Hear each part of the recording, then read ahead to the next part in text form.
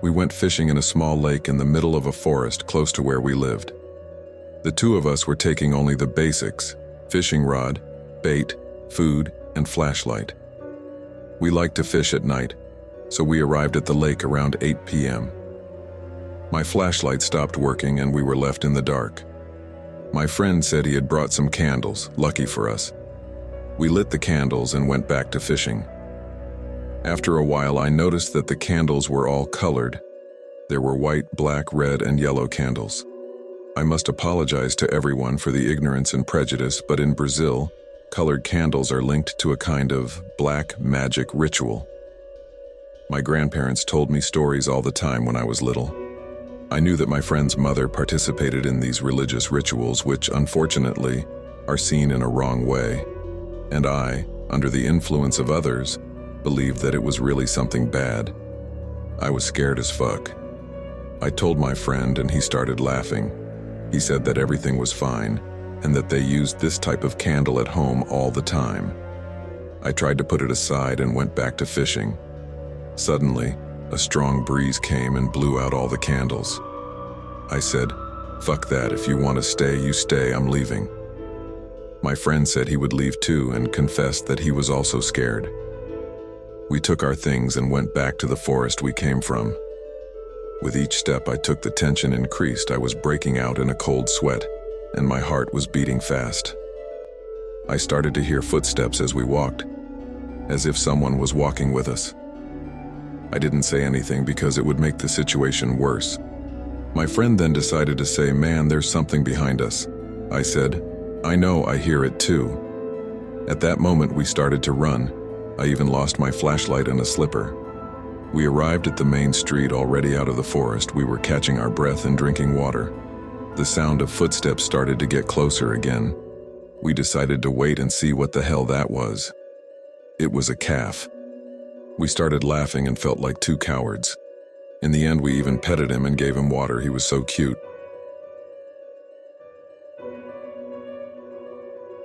I was camping in Northeast Ohio by myself. I was on third and final night there, woke up to piss, walked about 10 feet from my hammock, and noticed a headlamp about 80 to 100 feet from me. I watched it for about 10 minutes. I watched him stand up, sit down. I got my boots on and grabbed my hatchet and started to walking to the right of my campsite. I was going to find out what he was up to. I got about 50 yards from my site and started walking towards him when I noticed another headlamp, about 40 feet from me and walking around. I hit the ground and threw some leaves on me. He walked about 10 feet from where I was laying. Then he stopped, lit a cigarette, and finished his beer. He threw his can on the ground. After he got far enough that he couldn't hear me, I got up and started walking towards the first guy. I got close enough to him that I can hear his phone receiving messages. I moved up closer to him quietly, to where I can see his face lit up from his cell phone. That's when he stood up and started walking towards my hammock. I laid there on the ground for a minute and made my way towards my site.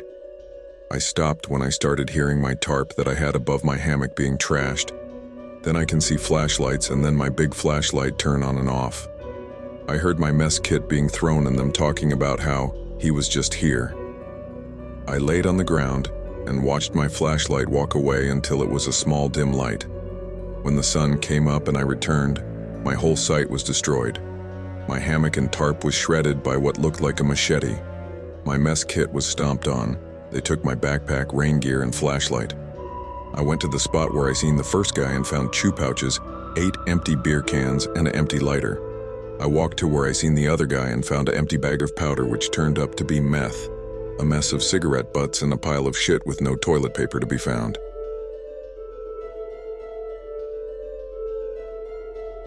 So my best friend is in love with the mountains. We are both from Utah, and we hike together a lot. He always brings a bunch of stuff with him, especially cameras, to take beautiful pictures of wildlife and stuff. Anyway, last winter we installed a camera on a tree up on the mountains in northern Utah to take pictures automatically whenever it sensed any kind of movement.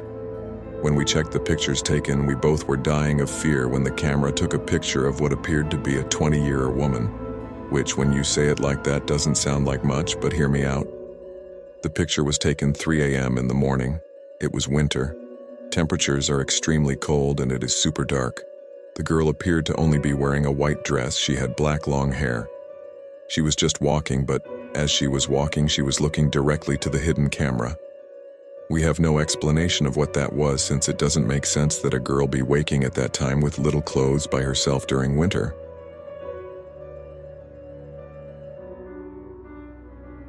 A couple years ago, me and a buddy were camping out on a little island at a lake way out in the country. The only way to access this island was climbing over an old broken bridge for cars that was halfway in the water. Anyway, we had camped there multiple times in the past and got our tent all set up and got a fire going quickly before dark. Once it got pretty late, maybe 11 to 12 p.m. We were sitting around the fire enjoying a meal we cooked on it when we both saw something weird about 20 feet from our campsite that made us both freeze and stop talking. There was 2 white lights side by side moving up and down. They looked like not flashlights, just orbs of light more like. We both stood up and started shouting out, "Who's there?" with no response. This was making both of us extremely nervous, because if this was a person, why wouldn't they respond to us? But after calling out, the light started moving around the entire edge of our campsite, then started moving toward the edge of the woods very quickly and completely still. If this was a person holding a light, I feel like it would at least move or jiggle a little while they were moving. But these lights were almost just gliding through the air, and they moved right through the water and up a massive hill with no pausing or changing directions until it was out of sight. We both immediately packed up our tent and got TF out of there because it spooked us pretty bad. Still have no idea what this could be.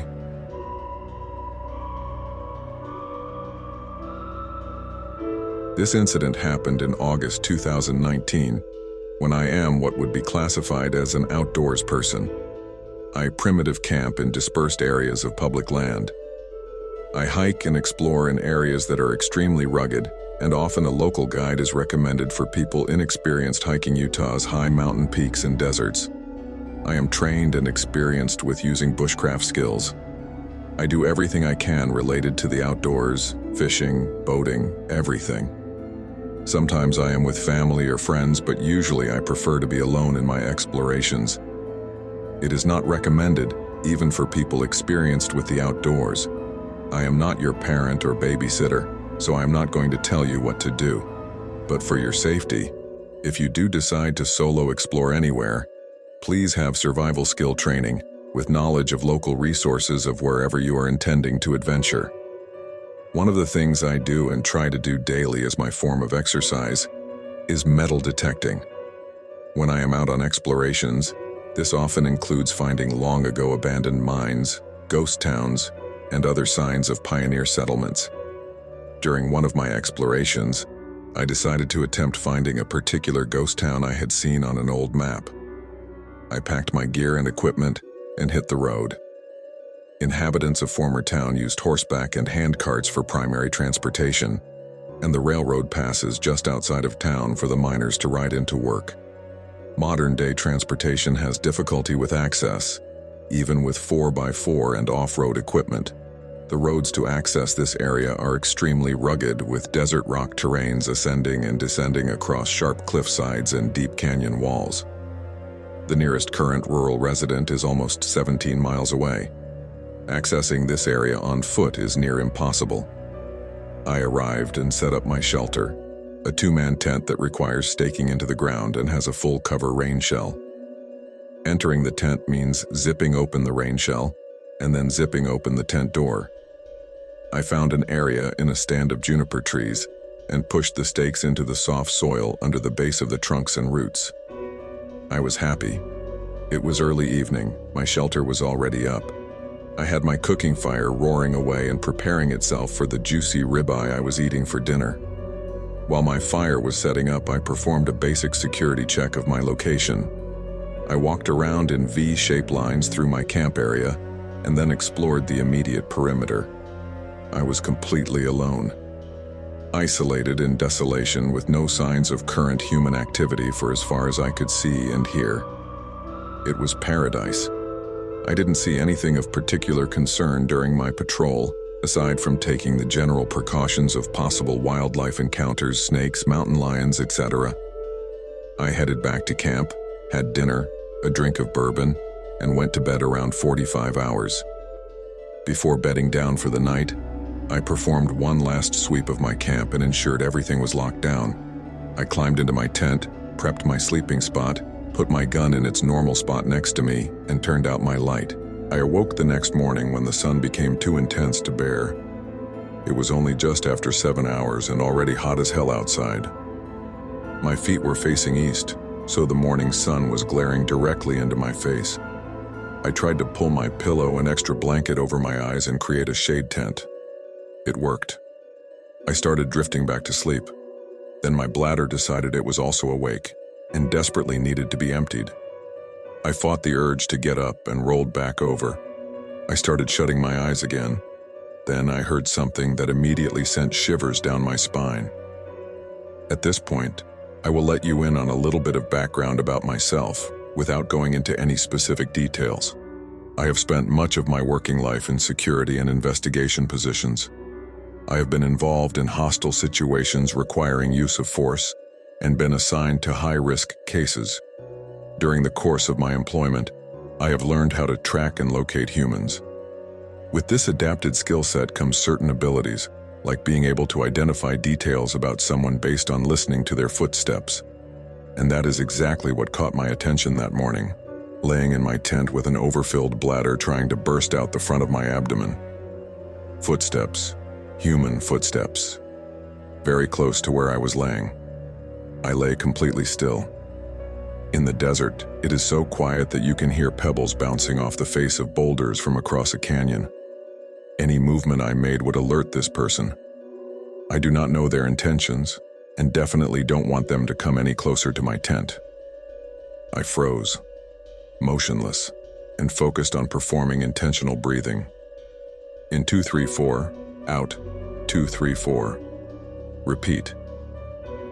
This helped immediately slow my heart rate and allow me to reground my senses. The entire time, I am listening to this person walking around my camp. From the sound of the footsteps, it is a male. Unknown age or appearance. Unknown height. Weight, approximately 180 to 200 pounds. His footsteps are alarming aside from their presence. The way he is placing his feet is in an unnatural and intentional pattern. He isn't just strolling through. He is moving methodically, as if trying to tiptoe through the desert. The same way a predator moves while circling its prey and trying to camouflage their motions so as to not disturb the surrounding environment. I continue listening and breathing, hoping my intentional breathing sounds like someone dozing heavily and unaware. He tiptoes away from me, towards my car. I listen as he tries pulling on the car doors. I hear him walking around the car, probably looking in the windows. In the back seat is my daughter's car seat. It is always in there, even when I am out solo. I also have things like princess coloring books and a pink-colored pencil case, sitting in plain view in the back seat. He has moved to the other side of my car now, where the footsteps are much further away. I take advantage of this moment and very quietly but steadily pull the zipper down on my sleeping bag. I take a second to stretch my limbs to relieve the tense cramping and quietly roll to my side. I grab the holster of my gun and quickly pop it from my belt. I rolled back into a more comfortable position and sat completely still again. I listened carefully to what the intruder was doing. He was still making his predatory walk, moving in all directions. South of the camp, approximately 50 feet, back to camp. East of the camp, approximately 50 feet, back to camp, as if he was checking to see if anyone else was around. Maybe checking to ensure there are no witnesses or passers-by to interfere with whatever his plan is. Suddenly, he changed directions. He was walking my direction, not walking, slow charging, the same intimidating walk that police officers do when approaching a suspect, commanding, purposeful, marching directly towards my tent. His intense walking pattern was also making quite a bit of racket, so he was unable to hear anything I might have been doing. I slowly changed positions so I was sitting up, making sure not to make any drastic movements that would ruffle the tent. I quietly pulled my firearm from the holster and switched the safety to off upon its release in my hand. I pulled my arms into my chest, raising the gun to the hold-ready position. I waited. He was still on his march, almost to the side of my tent. He stopped directly at the side and then slowly crept around it, looking to see if I was awake. He then slowly walked around to the front of the tent and stood there. He walked back and forth a couple of times, looking in different directions. Then he came up to the tent door. I heard him undo the Velcro for the zipper on the rainfly. I held the grip of my pistol with my right hand and had my left laying flat and peacefully across the top of the slide. With a certain amount of demonstrated violence and intensity, he yanked the zipper up. Zip! He stopped and looked around again to see if anyone had noticed that sound. Apparently not. He reached in and grabbed the second zipper and started trying to pull on it. The zipper that was 5 inches from my knee and the only thing separating myself from this person. The zipper was mildly jammed, so he was struggling for a second and trying to get the track to line up correctly. I took this second to let him know I was sitting there.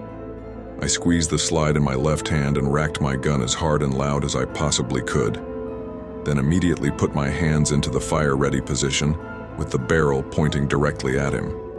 He fell backwards onto his butt, taking 3 sliding hops back to escape while he was stumbling. He froze in place, and I could see his silhouette rise slowly from the ground with his hands up above his head. He stood in place for about 10 seconds and then slowly stepped backwards, inching away from me with every move. He continued to walk away. Stop, check to see if I am coming out, then move further away and repeat the process. Eventually, he sounded as if he had moved out of earshot.